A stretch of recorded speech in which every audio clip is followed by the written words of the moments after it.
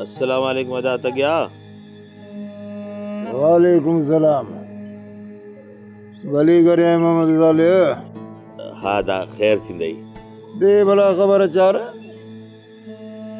वरी कीअं अचण थियो आ? किथे तुआरनि छोरियुनि खकर में खड़ो त कोन आयो आ? न न अदा अहिड़ी ॻाल्हि त आहे ई कोन। मुंहिंजो धीअर माशाल्लाह मखण अथई मखण। मखण मखण मखण जो अघो जी अलाए काथे पहुतो ई अञा वते तो मखण मखण कंदो। साले असां न ने मखण खे मिड़ई थोरो संभाले रखजांइ। किथे हो कांगल ने मखण खे चंपन में खणी आई करे ना तुआरी छोरी वतंदी ची ची कंदी। अदा तगिया पहली हाणे मूंखे औरतुनि वारा मेणा त न ॾे। भला दे हाल हवाल अॼु भला ओचितो अचण कीअं थियो आहे त ख़ैर न।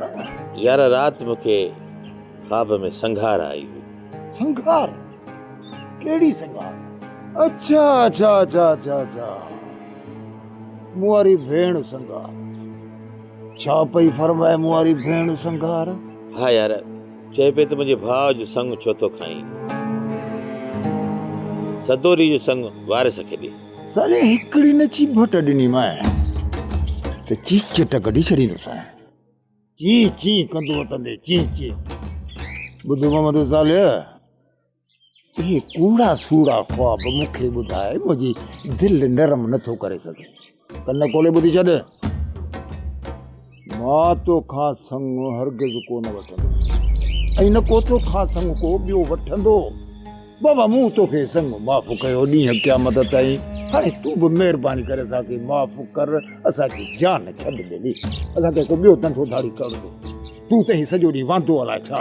अदाई तूं छा थो चई? ॾाढो सियाणो थियो ही साले। यानी पंहिंजे तलाव मां किनी मच्छी कढी वरी मुंहिंजे तलाव में थियो उछली त जीअं मुंहिंजो सॼो तलाव मच्छियुनि जो ख़राब थियो। अदा तगिया मुंहिंजी ॻाल्हि त ॿुध। बसि बाबा मोहम्मद साले घणो थियो मुंहिंजो खुतो जवाब। चांहि पी त काढ़े पियारां न त खड़ा जो रस्तो सुझे हल माल सां।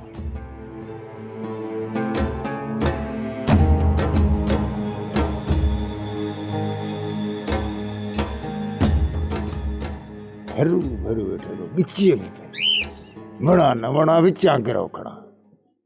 सोप सीरियल सिंध जाई तमाम एपिसोड्स ॾिसो हाणे HD क्वालिटीअ में। विज़िट करियो असांजो YouTube channel Sindh TV HD drama. Subscribe कयो असांजो official YouTube channel Sindh TV HD drama ऐं वधीक अपडेट लाइ बेल आइकन खे क्लिक करियो।